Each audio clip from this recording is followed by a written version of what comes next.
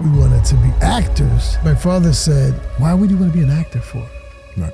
Name me 5 people that look like you and I'll support you. We got blessed and we were cast in a movie called Juice. Get the fuck out of here. Yeah. Holy shit. Yeah. This is going to be a treat for me too, y'all. Yeah. We're the Rodimus crew. That was a Spanish gang. And the only people Spanish were me and Jessy. So we're the Spanish gang and only 2 are Latinos, you know? There was a struggle, you know, for Latinos. I mean, we didn't even exist in the entertainment business. So every time we go to casting, they're like, oh my God, that was pretty good, but can you do it again? Can you be more Latino? And we're like, what do you mean non-Latino woman? And like, Odele, Vato.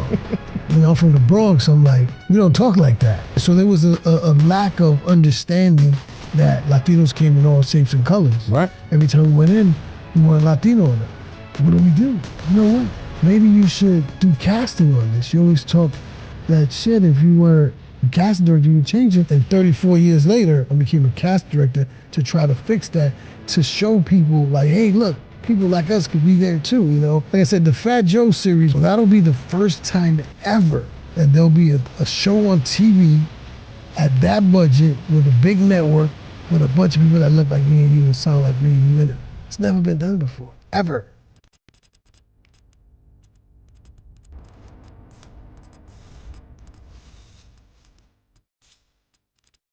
Welcome to another episode of the Real Mentors Podcast. As always, REAL stands for Real Examples Altering Lives. I'm your host, Sean Martin. Today in studio, I've got a very special guest, Ulysses Terrero. He is a music, video, movie director, casting expert, and just all-around entertainment industry. And I want to say trailblazer. And just comes from an absolutely amazing story and upbringing. The brother of renowned Jessy Terrero. We met a few months ago, I want to say. He was presenting an award to the one and only Curtis Blow on behalf of KR3T's at our inaugural anniversary show. So we just wanted to thank you for that. I got to meet you through Violeta. And here we are today, brother. Welcome to the show. I'm so happy to be here. Like I said, I'm not a podcast guy. I know 1,000 actors, so they all got podcasts, so I get invited all the time. But meeting you that day, it was something about you was different, man. And you dragged me out here. Literally. And I said, you know what? Let's see what Sean got going on, man. And I'm really impressed. Well, I appreciate that, I'm really brother. impressed. I researched you yesterday. He was like, before I come in, let me just do one little quick look through. Yeah. Make sure he's all right. And I was blown away, man. Well, I appreciate that. I really was blown away, and I was a fan of all the shows and the episodes and how you carry yourself, the conversations, the purpose of the show, the way you highlighted your guests. And I was like, wow, God is so good to me because, He made me come here. Right. And I was like, wow, this is actually pretty cool, man. And I'm actually excited and honored to be here. So thank you for having me. I appreciate you, man. I appreciate the kind words. When you step into your purpose and your God-given, purpose, He will roll out the red carpet for you. I know we danced around via text for a little while, and it wasn't meant to be. And then I hit you up, and then he was responsive, and then we went back and forth, and here we are. So everything's timing. The time is right. And I want to tell you a story because, the entertainment shit is cool. The video's cool. But the fact that you are Dominican and brown skin and carry yourself as a New York City, raised Dominican, it made me proud, as a Dominican American myself, to see people of color breaking barriers and doing it with purpose. And now you've got Acting Rehab, where you're training the next generation of potential actors to go out there. And let's be honest, in your career, you've seen a massive shift in how the industry conducts itself. And now we get to see people of color from all walks of life on the big screen and on commercials. I even have my white friends tell me sometimes after this last few years that we've had this movement, it's the death of white actors in commercials. I'm shopping for Pampers the other day, and the diversity on the Pamper boxes has changed. People don't realize how important that is. What inspired you to get into the entertainment industry, first of all, as a Dominican, as a dark-skinned, brown-skinned person, that you didn't see many of that, that opportunity in front of you? What gave you the confidence to even step into this world? It's funny because I started as an actor. Most of the people behind the scenes start as an actor and then they fall in love with the process and get caught up and never go back. But so I started as an actor and, it was always a dream. We used to shoot videos at home and stuff. And we got blessed and we were cast in a movie called Juice. And we were Get the fuck out of here. Yeah. Holy shit. Yeah. This is going to be a treat for me too, y'all. Yeah. When you see, you're going to bug out. Because you've seen us 1,000 times. Elevator character number 4, right before Tupac shoots out Omar Epps. We're the Rodimus crew. Get the fuck out of here. So we're the Spanish gang that I'm gigging out right now. That rolls up on Tupac. I got like a bandit on my nose, a red hoodie or whatever. Anyway, so that'll tell you it right there. That was a Spanish gang. Right. And the only people Spanish were me and Jessy. That's it. Jessy was in it too. That's man. it. Tretch from Naughty by Nature. Yep. He's black, but he was playing Dominican. Force was black from Toronto playing Dominican. Dynamite playing Dominican. And Vinny Laresca is half Latino, half Italian. Now that's Rodimus. Yeah, that's Rodimus. Okay. So he was half Latino. So it's like, and we were the Latin gang. Right. So get it where you fit in, baby. No, but I'm just saying. So without us even knowing, there was a struggle, for Latinos. I mean, we didn't even exist in the entertainment business. Right. So we're the Spanish gang, and only 2 are Latinos. So anyway, after that, we got our foot in the business, and it was a great time to get in because it was like the start of a movement. There was love. Everybody helped each other out. Not like now, it's just a lot of hate and this and that. But everybody really helped each other out, supported one another. Yo, I got a casting. You should come down. Maybe you could submit yourself and blah, blah, blah. So every time we go to casting, I told the story a million times, but, we'd go in there and they're like, oh my God, that was pretty good, but can you do it again? Can you be more Latino? And we're like, what do you mean non-Latino woman? Like, more Latino, like, Odele, Vato. And we're like, I'm from the Bronx. I'm like, Odele, Vato. Over here, on 911 Walton Avenue, we don't talk like that. Right. So we didn't, I didn't train for acting. I didn't study it. So I didn't understand getting into character. Like all my friends that became successful, that's what they did. Like, oh, sure, no problem. Odele, give me the purse. and it's funny because if you watch all the big series now on Netflix and all that, and you see all those Mexican actors, half of them ain't Mexican. Right. They're Puerto Ricans from the Bronx that mastered the accent because that's what they had to do to survive, So anyway, there was a lack of understanding that Latinos came in all shapes and colors. Right. So every time we went in, we weren't Latino enough because we didn't sound like American Me, Blood In, Blood Out, which were the first movies that were out there. Right. They were shot in L.A. with a bunch of Mexican actors with those kind of stereotypical accents. So it's like, what do we do? Right. And then my father, rest in peace, said, you can't be mad at them because they don't know. You got to be mad at yourself because you should show them how it should be done. And I was like, and how do I do that? He goes, well, you say they don't know how to do casting. Why don't you do casting? And I was like, I don't know anything about casting. So me and my brother, we were Darnell Martin, director, writer. She was doing this movie called Blackout, and she invited my brother and a bunch of us to do a reading every day to help her polish the script up, right? And eventually, the script got sold, and we were on a rap tour in Canada. We used to be rappers, and they were calling us on our beepers, but they couldn't get through to us because the beepers didn't work in Canada. So by the time we got back to New York, my mother was like, oh my God, what happened? They were calling for this Paramount Picture movie, called Blackout. And when we called up, we missed the boat. And we didn't get cast in the movie. Casting was over by the time we got back. And so we knew everybody. So they were like, you know what? Maybe you should do casting on this. You always talk that shit. If you were a casting director, you would change it. Well, we could put you in as an intern so you could learn the process or whatever. So I was working at Pan American Airlines as a crew chief, traveling around the world for free. So I'm like, so you want me to work for free? They go, yeah, but it's to learn how to do it. It's an opportunity of a lifetime. So I'm like, damn, traveling for free around the world, crew chief, this acting dream that I have, what do I do? So I always go to God, I was like, God, give me a sign, please. And the next morning I got a slip in the mail. Pan American Airlines is going out of business. Take the internship. Holy shit. So I took the internship in casting, and that's when I started learning the casting process. And Blackout then became, I Like It Like That. Wow. So talk about divine intervention. There's a lot to unpack in that shit, but I want to go back to the roots because you mentioned something that I found magnificent, which was your father telling you, well, why don't you go do that? And in a previous show we were just shooting, we were talking about the resistance that parents have to facilitating their children's dreams. You don't seem to have that story, and I want to dig into that because that shit is powerful, and that explains why not one, but two, and I think more than just the two of you have become successful.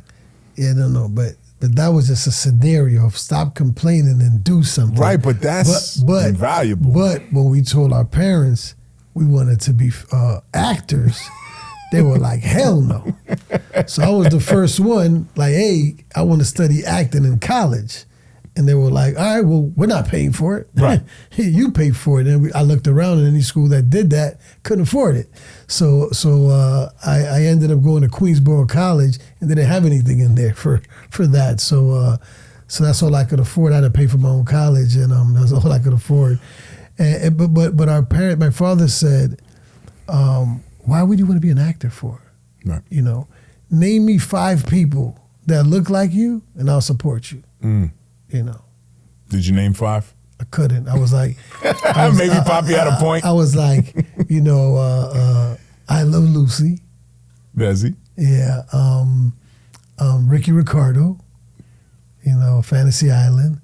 None of the motherfuckers look like you, bro. Does tattoo counts? I don't even know he was Latino. What was he? Then I was like, yeah, he was. And then I was like, oh, he's Mexican. That's right. Eric Estrada, Chips. Okay. 4. We can't get to the 5th. Couldn't get to the 5th one. Holy shit. Yeah. Now, where did you grow up? In the Bronx, or were you born in New York? I started in the Bronx. Now I'm American. We grew up in the Bronx, 161 Walton. Okay. And then moved to Jamaica, Queens, 162. Okay. So we went for a block up. We went up a notch. Yeah, well, fucking, yeah, and then confused the shit out of you with road, circle, drive, only borough arrogant enough to have neighborhoods instead of just the whole borough. What was that like growing up? How'd you grow up? You said 4 brothers? Mm-hmm. You the oldest, youngest? It's an older brother, me, Jessy, and my sister. Ah, sister came last. Yeah. That must have been rough for her. Yeah. And all the potential suitors like, these fucking, the Terrero brothers, stay away from her. Holy shit. So you mentioned something that it really I fanned out because you mentioned Juice. And I'm going to go back and watch that shit tonight just because that's one of my favorite movies. That's high school. We're talking between 92 and 96, that movie had to come out. It was 92. 92, see? Mm-hmm. First year of high school. Damn, we're getting old, bro. What was that process like?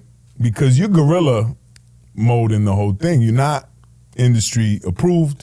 You're not classically trained.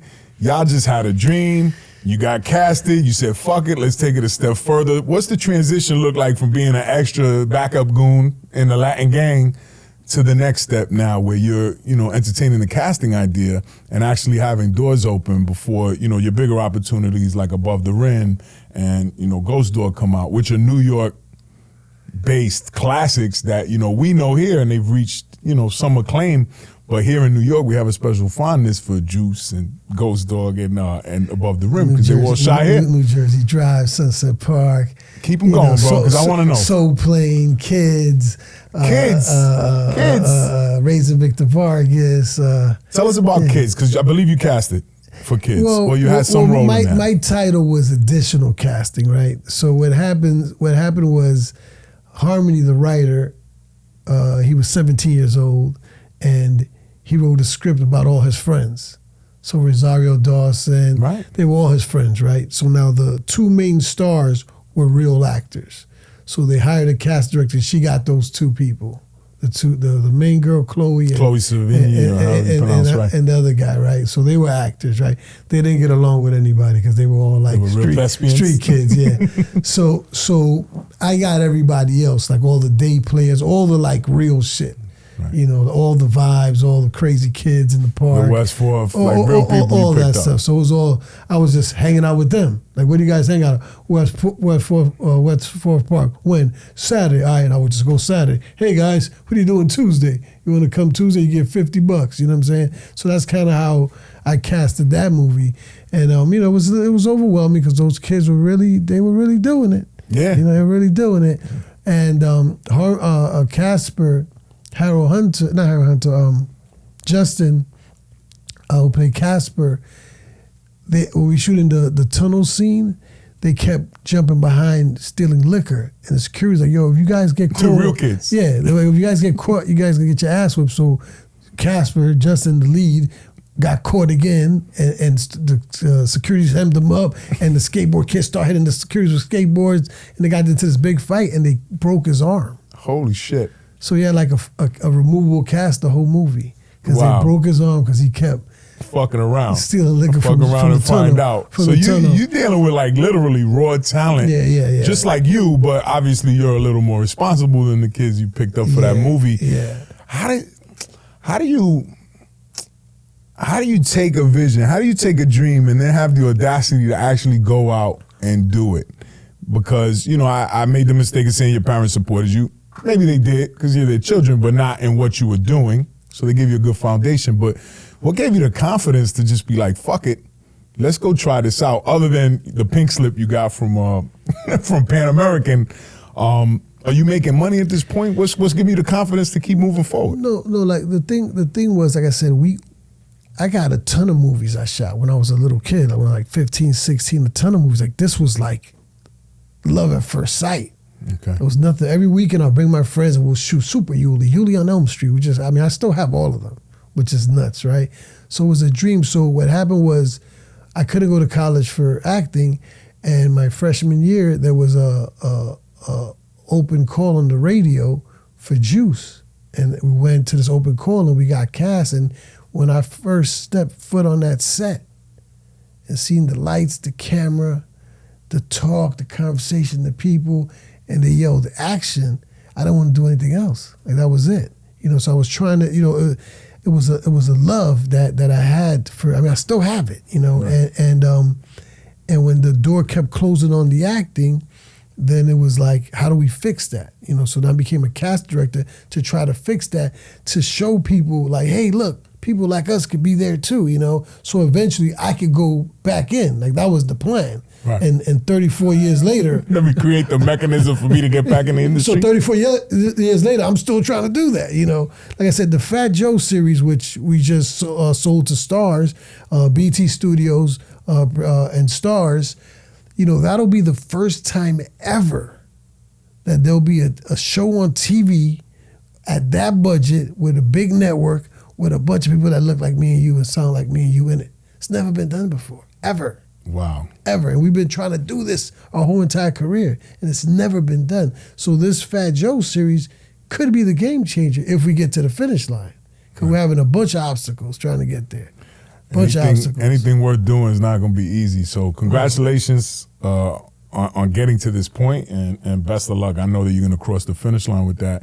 And like you said, game changer. And let alone, you know, a Bronx legend. I still remember picking up mixtape, the bootleg mixtape for like $2.50, 2 for $5 with you didn't get the credits, you just got the printout copy, Fat Joe, Flow Joe.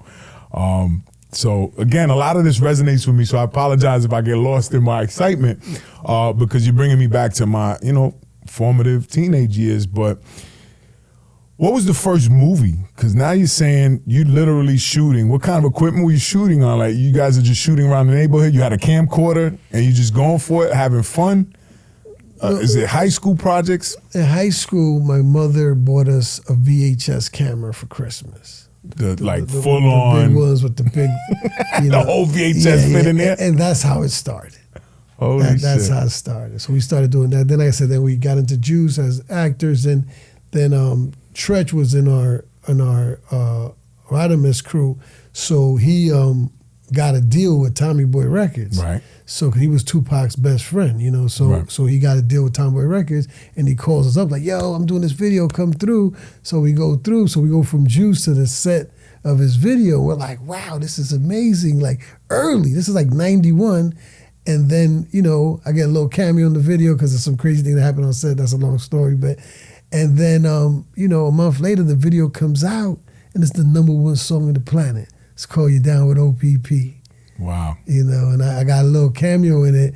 And at that point, to be on TV in the early 90s for like 2 seconds was like, I was the biggest rock star in Jamaica, Queens. Yeah. It was unbelievable. And it was just like, it was too overwhelming. And then when Juice dropped, it was game over. You know, we were there for a couple of seconds too, but it was such an iconic film and cool little cameo with Tupac, who was at that point, when the movie dropped, he started becoming the big star that he was. When he did the movie, he was Digital Underground's backup dancer. Right. You know, so you know, I was blessed to be in the beginning, so I met everybody early and I seen them rise to the top. And what all of them had, like say Tupac, right? Every other day he would come to set and put in a tape deck and let us hear a record. You know? And then if we would go, ooh, okay, yeah, that was cool, he'll take it out and throw it against the wall. And we're like, uh-oh. Well, maybe the next day we should pump a little harder. He'll come next day, how about check this out? We're like, ooh, this was cool. And throw it against the wall. And we're like, what's happening here? Then one day he puts a tape in and presses play, and we're like, oh, shit, oh, ooh.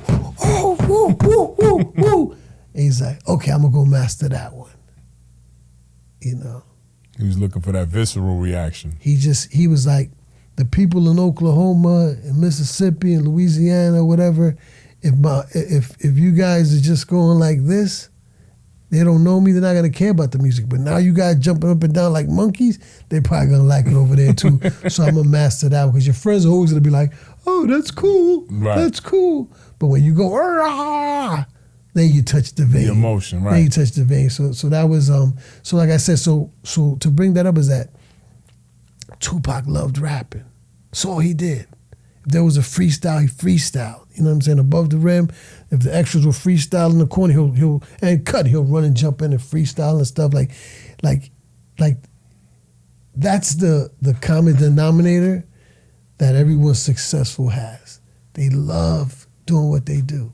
And nowadays people do it because they see the residuals that someone gets. They see the end result. Yeah, oh my God, this guy's like, what does he do? I'm gonna do that. But they're not doing it because they love it. They're doing it because they want to get the gifts that you get from doing it. And that's the biggest problem right now because of like social media. People think they have access to it so fast. So I don't do podcasts because like people want to do podcasts to be famous or to, you know what I'm saying? And it's like we lost purpose, I think, in 2025. But everyone, like I said, I've been around, like say 50 Cent. You know, we did Wankster and then 36 videos after that. You know what I'm saying? And we seen him from day one go to the guy he is now, and he doesn't do anything else. Right. You know what I'm saying? It's what he does. It's full time. Right. Music, movies. Building out a studio somewhere down south. That's what he does. Right. You know, full time, and he loves it. Right. And he changed the game. Yeah. So kudos. And everybody that's at that level loves it. Yeah, my wife's a square. Her favorite channel, Stars. She loves all that other shit. You tell her Netflix and Handmaid's Tale, she's like, nah, we watching Power. And to this day, man, he changed the game.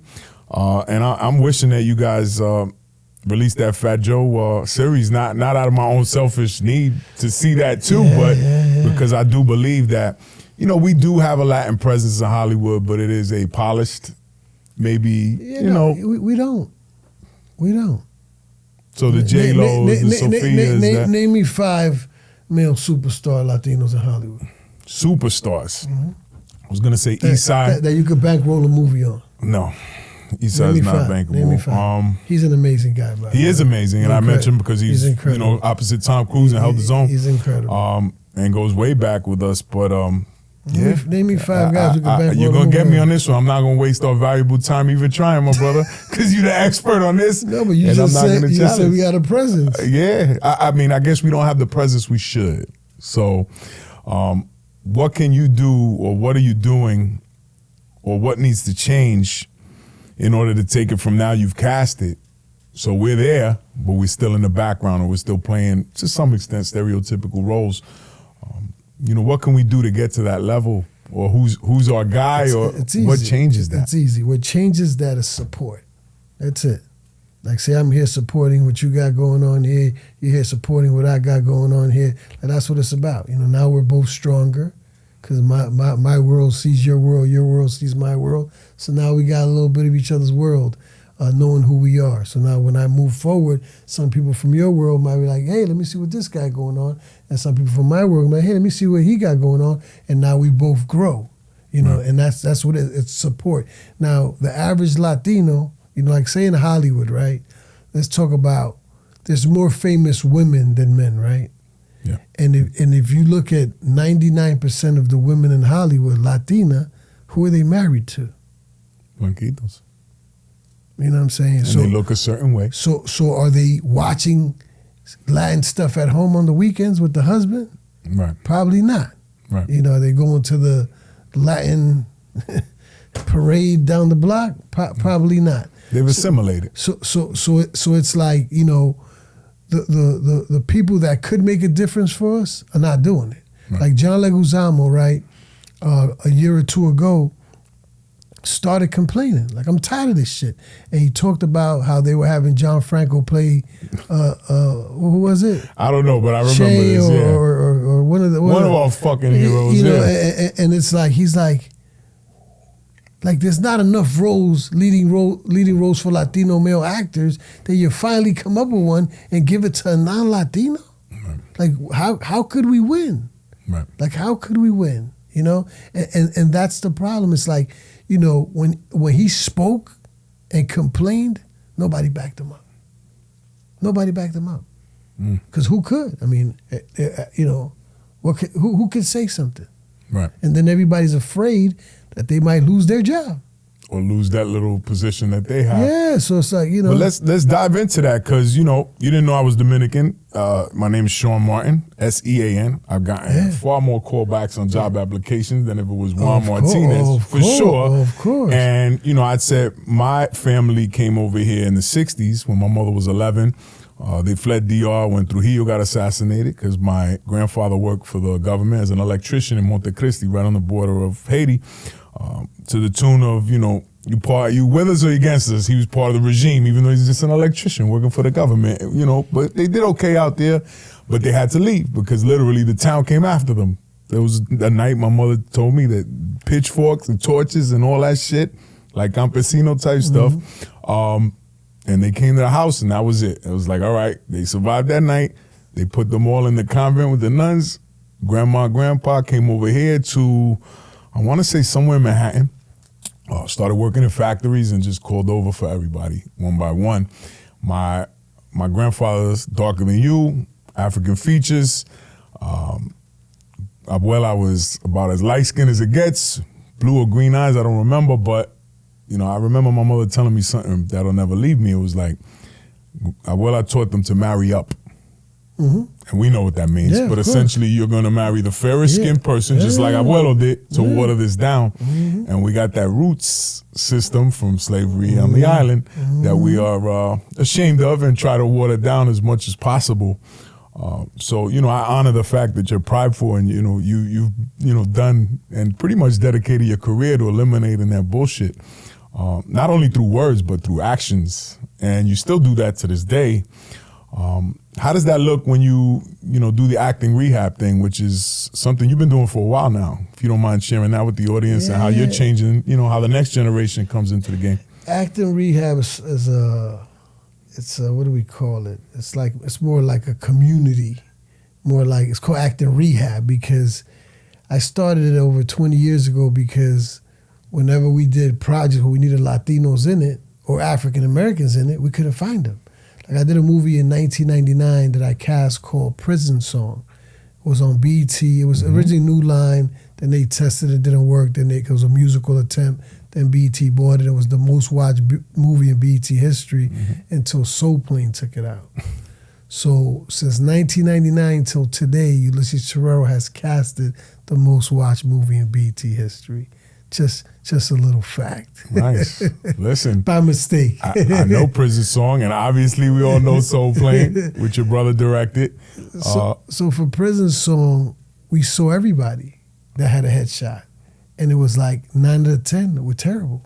And I was just like, hey, buddy, like, you've been sending me pictures for years. This was an opportunity of a lifetime. What the hell happened? Like, it was terrible. You know, right. And I started acting. I was like, what kind of training? Where did you train at so I could blast people never to go there? And everyone was like, oh, no, I don't have no training. I'm a natural. I'm like, a natural?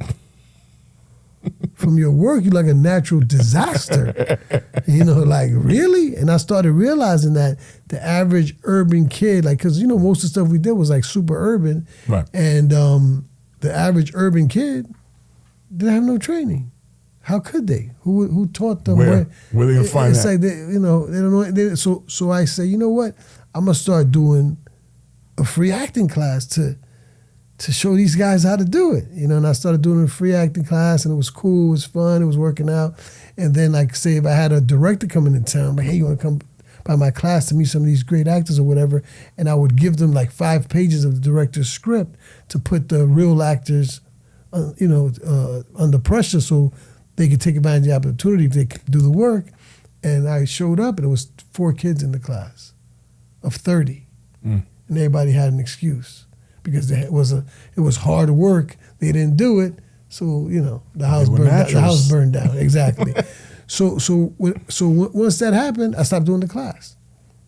And then, you know, people started benefiting from the class and started booking stuff and started talking about Acting Rehab. So I was like, hey, what's up with Acting Rehab? I'm like, it's over. It's not happening no more because I can't waste my time for people anymore. So I was, yo, come on, man. We'll pay. Like, please do it again. So I started charging like $10, $20, $30.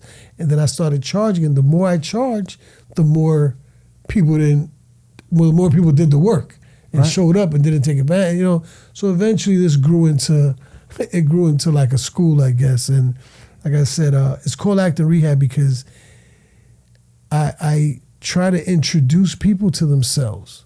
Because the first thing I do in class is, all right, please stand up, tell us who you are. And the average person is like, and I go, all right, sit down, we're never hiring is not the star of our movie. You know, so sit down. And then people start panicking. Well, doesn't get hired either, you know. And I started realizing that people don't know who they are. Wow. You know, and if you don't know who you are, how can you be a great cop? How can you be a great lawyer? How can you be a great this? How can you be a great that? Because what makes a great character is you bringing your sauce into that character. But if you don't know what your sauce is, what are you bringing? And that's why it's called rehab, because, you know, we just do a lot of exercises to help you get to know yourself, you know? Wow. So it almost sounds like you got to do a little bit of the homework before you even get to a point where we can teach you how to act, because there's some work that we need to do on ourselves before we could go playing other characters. You got to have a grounded sense of who you are if you're going to step into someone else's boots. I'm fascinated because I've never, you know, I watch movies all my life. I kind of know how a script's going to play out most of the time because for the most part you've seen enough. You see the patterns. But to hear the behind the scenes is fascinating. Now let me jump into that. So you said you kind of know what's going to happen because you've seen the patterns, right? And that's the thing, right? So for me, right, I've been doing this for 34 years, right? I used to sit in a chair and watch somebody come in that I know they're not the killer, and on action, they're going to try to convince me they're the killer, right? I've been doing this for 34 years, right? So at some point, you start picking up, you know, just similarities, and almost you could call it, once somebody walks in the door, I already know if they're going to be good or not, because you see like the similarities of greatness and confused and secure and, you know, whatever. So anyway, so what happens is, right, with acting, right, the average show on TV that you see is a privileged kid that grew up privileged and then goes to an acclaimed school and studies acting, right? So now what happens is this kid never experienced anything because they're in a nice, safe bubble, nice neighborhood, nice school, nice friends, nice upbringing. Then they study theater, they study acting, and then the great teachers teach you how to learn it, you know, how to learn pain, how to learn to be a murderer, how to learn to cry, how to learn to be, deceitful, they teach you how to learn it, right? So they all learn it, and those are the shows you see that you say, you know what's gonna happen, because they all went to the same schools, and they're all gonna do the same thing. Like, look, the fake pauses, the head movement, the hands, it's because it's all, none of it is real. Right. It's all it's all copied from a technique that they teach you in these type of schools, right? That's why I tell people, some of the greatest actors you've ever seen, when you hear their life story, it's a tornado, it's a roller coaster ride, and that's why they're so brilliant, because they have the emotions here in their emotional library. So they need to cry. They go, I remember when my girlfriend broke my heart, and what they do is different. Right. I remember when my father beat the shit out of me. It was when the bullies beat the shit out of me in school. Right. And they grab these real emotions that they really went through, and they bring that to the table. And that's the difference between, this actor and that actor. Right. Most actors in Hollywood, they In my own life, I found it, I've been through a lot, and that serves me very well now. Having gone to college and then prison in that order, and then, finding success, it was designed that way for me to see this wide swath of the world, and I can navigate it. I've been with the lowest of the low, and I get to, call people with private jets, my friends now.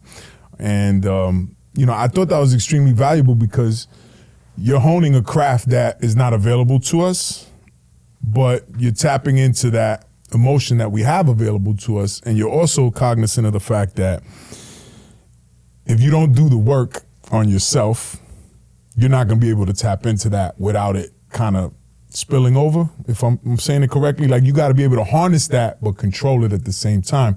So, how does that serve somebody who's coming off the streets, for instance? How are you able to spot who's going to be good at this, who's not going to be good at this? What makes for that raw talent translating into on-screen success? And who are some of the kids or young adults, or even people that you've seen come through Acting Rehab, who we may know or who found success in the field as a result of being able to take all those things you've taught them and utilize them to be successful in the business? One person that I met years ago in the dance community, he was a dancer, but he was very unique. He was dark-skinned. He had a scar across his face, but he was a humble dude, a great dancer. He goes by the name of Michael K. Williams. Rest in peace. Yeah. So he's someone that I grabbed and took him off, his space, and introduced him to the acting space, and put him in a little movie called Mugshot, which he was cast in that, and got his feet wet in the entertainment business. Very humble, very sweet. It breaks my heart that he's not here no more. He finally made $1 million and finally he finally won, because when he did The Wire, after The Wire, he didn't work no more. And he was telling me that, he was going broke. He was about to jump off a building. And right when he was about to jump, he got a call like, hey, we want to test you for this HBO film called, what was it? Not Boardwalk Empire. Boardwalk Empire. Yeah. Yeah, but before Chalky White. Yeah, but from Wire to Boardwalk Empire, nothing. You're right. And that changed his life. They did RoboCop and this and that. Because once he did The White Show, it's a game changer. When you're in The Black Show, there's also, you don't got chops. You can only play this character, or how does that? No, the way it works is like, let's say if you had the Little Red Riding Hood story, right? If we want to make her Caucasian, we'll probably get $100 million. If we want to make her black, we'll probably get $50 million. If we want to make a Latina, we'll probably get $10 million to do the same show. Shit is crazy. That's how it works. So when he went to Boardwalk Empire, the money was different than The Wire. And he passed away from an OD. So, but no. But what I was gonna say is, like, once again, it's not racism. Right. It's numbers. It's numbers, right? So when you put a poster up in the theaters with Latinos in it, nobody goes to see it. Right. If you put with African Americans, this amount of people go see it. Right. But if you put Leonardo DiCaprio on that poster, everybody goes sees it. So it's a numbers game. So not a racist game, it's a numbers game. So like say when the Latinos do get up there and they do get a position, they're like, I want to help these Latinos, but this is where the success is at. This is where the support is at. That's what I'm saying. Until we support one another, that's why when you go to Hollywood Latin film or film with Latinos in it, they force you to do it in Mexican Latino because you got Mexico. Right. They're going to go support it. So just in the theaters over there, in their platforms, they're going to win, 100%. But if it's some Dominicans on the poster, if it's some Puerto Ricans on the poster, who's going to go see it? Right. Nobody. And that's what it goes back to support. So if there was a poster, if we had the Fat Joe series with a Latino on there, or a bunch of Latinos on there, and the numbers go through the roof, then it's like, oh, wow, this shit might work. What else is out there like that? Then they'll give something else a shot. But there's nothing with a poster with us on it that's worked. Right. Nothing. Right. So it's like, why would they do it? They need the proof. In Spanish, yes. So we did El Ganador, the Nicky Jam story on Netflix. We did that. That was a smash hit, but it's in Spanish. Right. And even that they took a risk because it was Puerto Rican. They were like, Right, but I guess they're banking on the South American market, Central American market, and all Spanish speaking as opposed to just the Caribbean or America. How did that trend in those locations? Do you get the demographics? Do you get the statistics? Well, because Netflix is so digital. I think last month they checked to see the numbers on the Ganador, and I think it was 5 million views. Okay. Like last month, and this was out years ago, and I did a little cameo in it. And I cast, the Nicky Jam, the Daddy Yankee, all the big characters in it.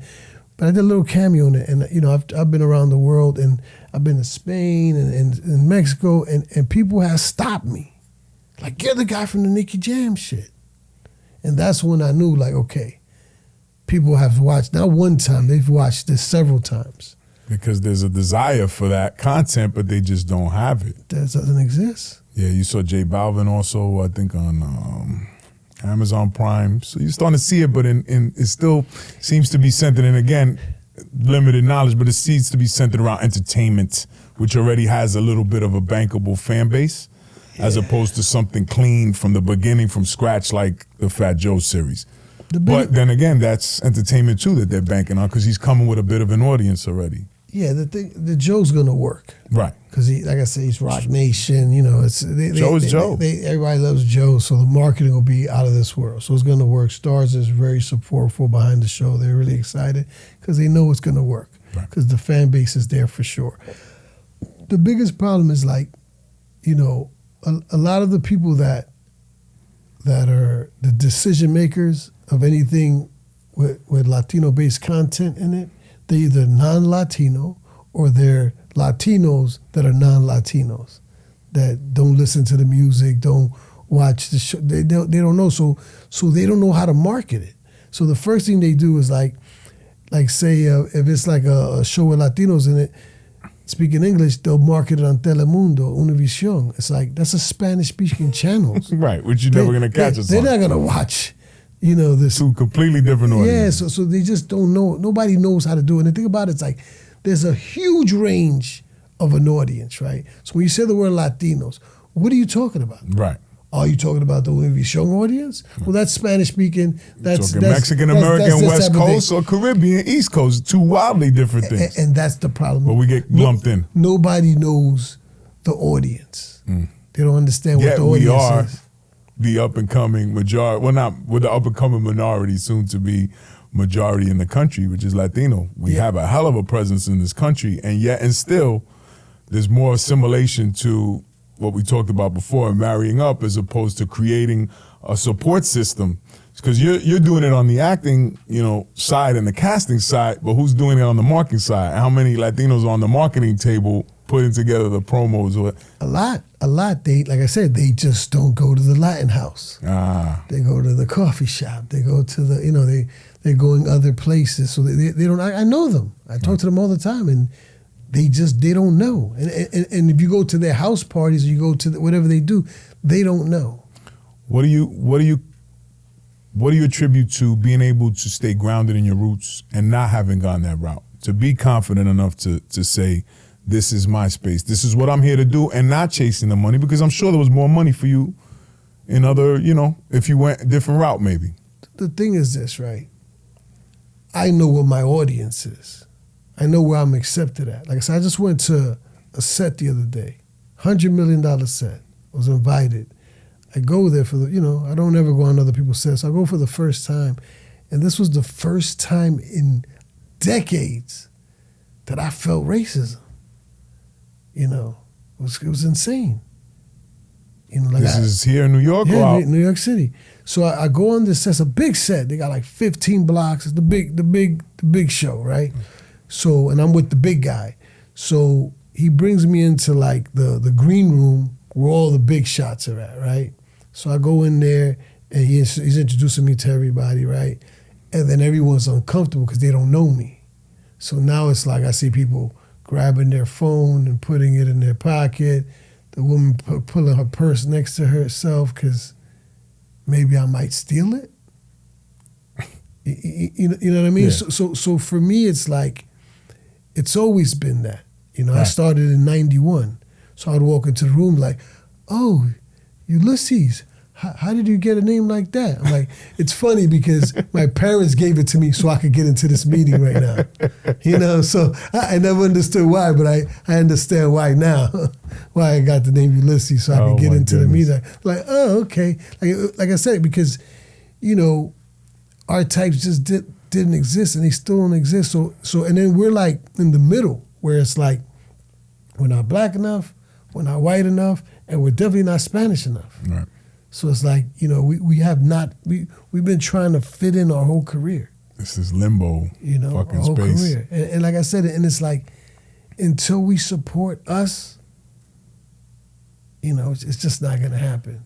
Let's talk about that, because I realized that, I without getting too much into detail, I decided to go back and send the elevator down, as I say, and to give back. And that's how you met me when, I was with Violetta at her anniversary show, and I'm now the chair of that fucking amazing organization with 35 years. And my goal is to scale her 10X, because V has the heart of gold and she's doing all the right things, but she doesn't have the tools and the right people around, and she doesn't have the fucking support financially. And it's a shame, because she's the person that's doing God's work and we're not supporting her the way we need to. So if I started asking people for money, and it's funny, I just remembered, I asked people, whatever you're thinking about donating, double it, triple it, and it'll come back to you. And I guess we haven't gotten the chip off the shoulder. So there's a saying, nothing removes the chip from one shoulder like the feeling of success.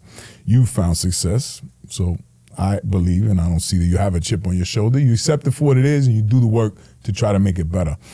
And I just think a lot of our community hasn't felt that success, and they're still living in that scarcity. Well, there ain't enough for me, so how the fuck am I gonna give to you? Well, support. And that goes into faith, which I know is big for you.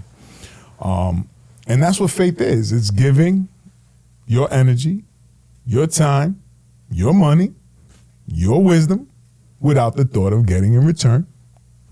And how do we pass that fucking message on? Because the secret's it's not hard. It's just so simple that maybe people are not grasping it, but it does come from faith. And how long has that been a part of your life? Because I remember our first conversation and I already knew you were a spiritual person. Like I said, I've always had a strong relationship with God. I've been through so much in my life. I died 8 times, came back. That's why right now I'm real easy, because if I'm a cat, I only got one left. So I've been a little bit more easy with myself lately. But like I said, if it wasn't for him, it's just no way. Right. It's just no way. So I was always in, I always had a great relationship with God. And then, my partner in crime now, my best friend, she got to a point where it was like, how connected are you really? I started, reading the Bible, and I just finished watching The Chosen, the whole series of that, and I just been, and the more I started really giving my time to God, and I started going to church. I've been to church in over 20 years. I mean, I started going to church and really connecting with God. It's like maybe that's why you came around, you know. But everyone that started coming around me, like say people I knew forever, was just like, you want to go to church this Sunday? I'm like, you go to church, Brother Effort? It's like, of course, like, you know. And I started realizing all these people in my circle that were really, you know, had that connection, and then all these people I started connecting with that were really truthful to God. All these beautiful opportunities just started happening. All these blessings started happening, and the more I connected with them, like just the more blessings started happening. And it was almost like, is it that easy? Like you love God, you talk to God, you do good things, and like it really started feeling like a miracle. Like the more, and then the more blessings I gave, I got it back times 2, and I was just like, is that a secret that we don't know about? You know, is that like, is this true? Is this facts? And it's like, the more I did, the more I received. The more I gave, the more I got back. And then all the haters out there, because so many people hate on me, like why him? Why does he get it? Like, why does, when he shows up, they throw the red carpet? He gets so much love. Anywhere I go, I get so much love. And people just like, I'm the one that got the hot single. I did the movie, right? Like, how come he's getting all the love? And I'm like, hey guys, it's easy. Just give it back. Like, just you're an asshole. You know what I'm saying? So you're getting, you're feeling yourself, right? You're getting that back. You know what I'm saying? You're a DICK. Like, you're like, these people are bad people. So you're getting what you're throwing out there. Like, you try throwing out some love. Try throwing out some humility. Try throwing, you know, and then potentially, you know. So like I said, my partner in crime, she really brought me to the next level with it, and I'm grateful forever, because like I said, right now, I'm just like, you know, like I came out here in public transportation. Yeah, on a whim. Like just, you know, and I do that a lot too. You know why? To be on the buses, to be on the trains, to do the walks, to see the neighborhoods, to see, like, I do it all. I recorded the whole thing, and it's just like, it was such a beautiful journey, you know. And I met some people, I met some beautiful ladies. The bus drivers were women. You know, it was just like, you know, like I do that all the time, because it's like, for me, it's about the people. Like, I love the people. Right. You know what I'm saying? And because I love the people love me. And it's a beautiful, you know. It's an exchange of energy. That's it, man. Whether you're cognizant, you're aware of it or not. You know, I just went to this amazing event a couple weeks ago. I'm all in that self-development world. And I just give. It's a business group, but I'm the only one there that's like, nah, the business shit figure itself out. You know, how I'm gonna make as much impact. And there's people in there doing amazing things to make impact, but they're also very sharp business people. And I can only say that my special skill, my unique ability, is the ability to connect with other people. Mm-hmm. And to actually genuinely speak to the bus driver or the waitress and wish them a good day and give them good energy and not shit on them. Or they're a little slow for the empty restaurant. It's all right. I mean, we don't know what they're going through. That humility, it works miracles, bro. It really does. and don't think you're getting off the hook. You died 8 times. Listen, Puss in Boots, you got one left. I don't know if you got young kids or you seen that one. The most recent Puss in Boots movie, because I got young kids. The one with Antonio Banderas, and he was down to his last life. Yeah, what the fuck happened? 8 times? We got a couple of stories, you know. What was the last one? We got some stories. You know, the last one was my health. My health was my last one. I was bleeding all over the place. And I went to the hospital, and they were just like, you know, that had to change all these things or wasn't going to make it. And then they gave me, I was on the medication for 180 days, 8 pills. I had to stick something up and squeeze liquid in it for 180 days to clean my whole entire body out, or, you know, bye-bye you. Holy shit. Yeah. Well, that's called swallowing your pride, huh? Yeah. So, but I'm glad you're here. Yeah, so that you got work to do, brother. So right now I'm in the gym every day. I eat well. Like I walk all the time. I exercise. And it's pretty clear that what you need to do now, right? Because you're not trying to leave us. Oh no, it was the last scare. Like rock star. I was a rock star. Right. I drank a lot. Sometimes the nicotine sticks, and it was a lot of that. You still drink, or you gave it up completely? I had a little wine here and there. Okay. If I'm in an exotic country. Yeah, if it merits it. Yeah, but not, I can't remember the last time I had a drink. Yeah, that's the most valuable thing, man, because I've made some tremendous shifts in my life. I've been sober almost 3 years now, and it just gives you the clarity to see the things that were always there, but you were just numbing it or fogging it out or just masking it. And it makes you look great. Yeah. It makes you look great. Huh? You sober up. Oh, for sure. The first thing is your skin. You look amazing. My wife is like, fuck, she's getting jealous now. I was like, younger than her. I got her about 10 years. But listen, she's catching up. But listen, man, I can't say enough about, what you do, what you've done. I honestly didn't prepare for this episode because we had a great conversation, and I just figured, let me go with the flow. I don't want to sit here and recite all the things you've done, and people could look that shit up.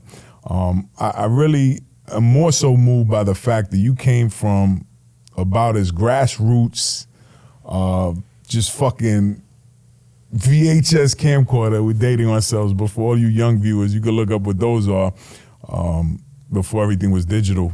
And then the set of juice, and then creating a space for our own young actors to come through.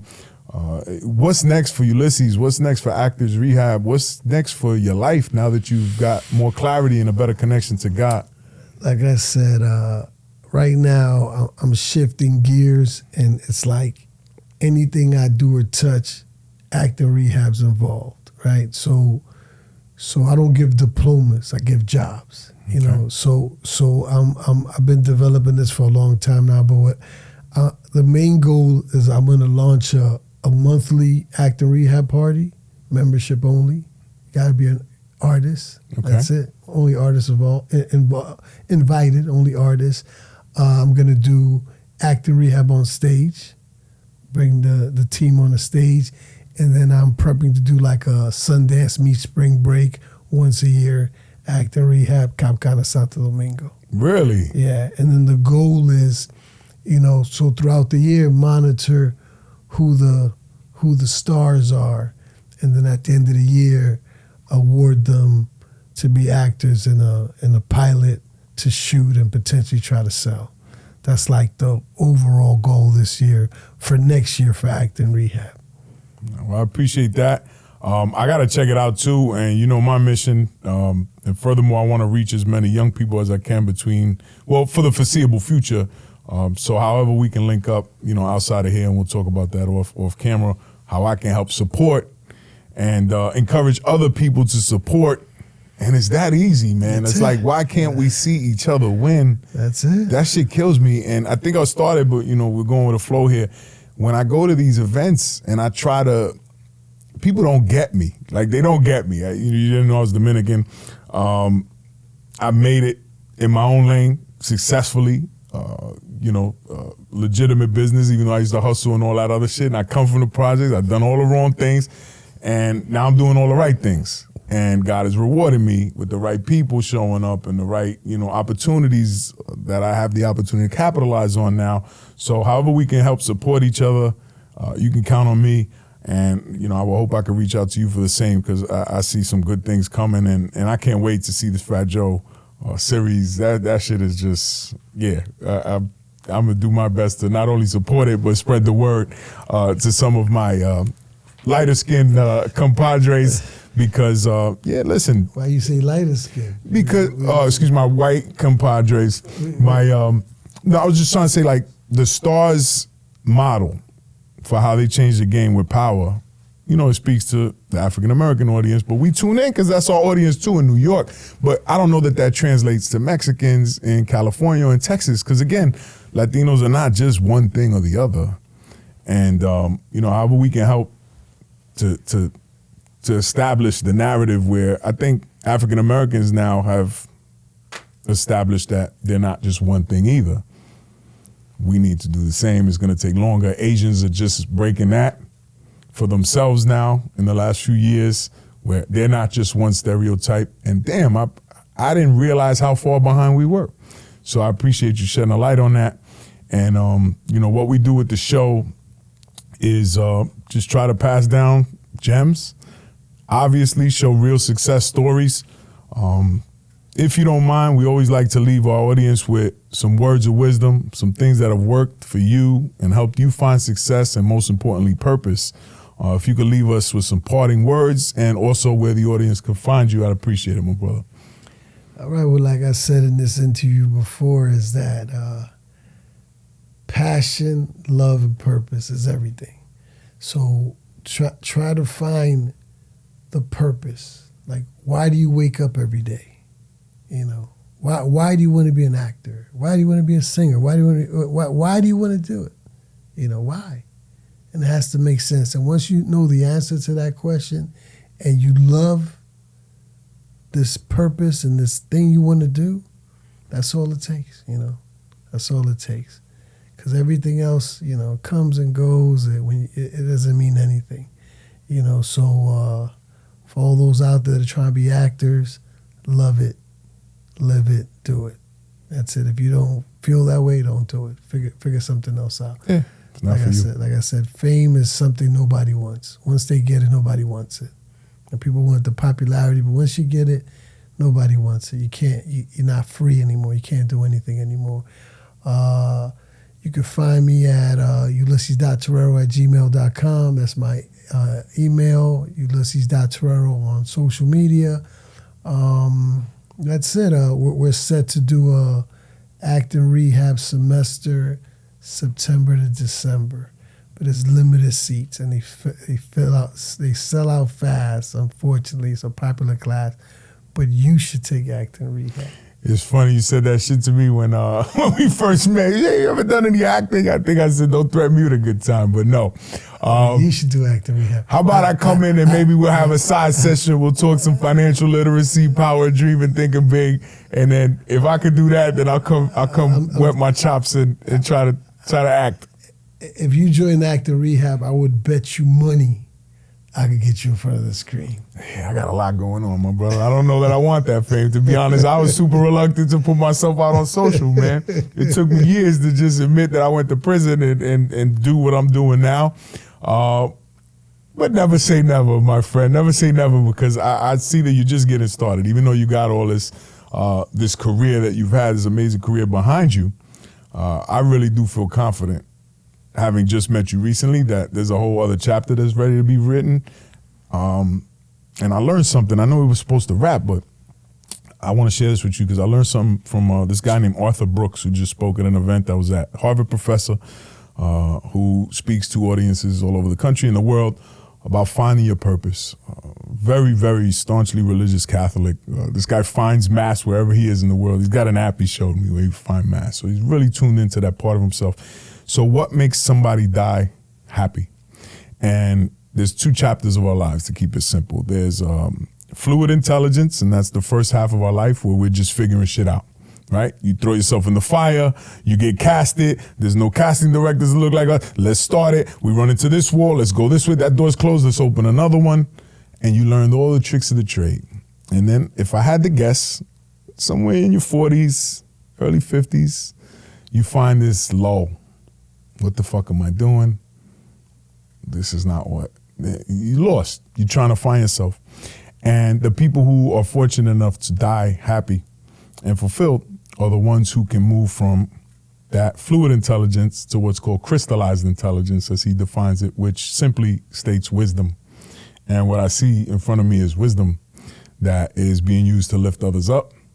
And I do wish you the best, and I foresee this thing changing the game as far as what comes to stars. And then, you've seen so many things change in 25 plus years, I believe, that you've been doing this. 34. 34. Damn, you look good. 34 years.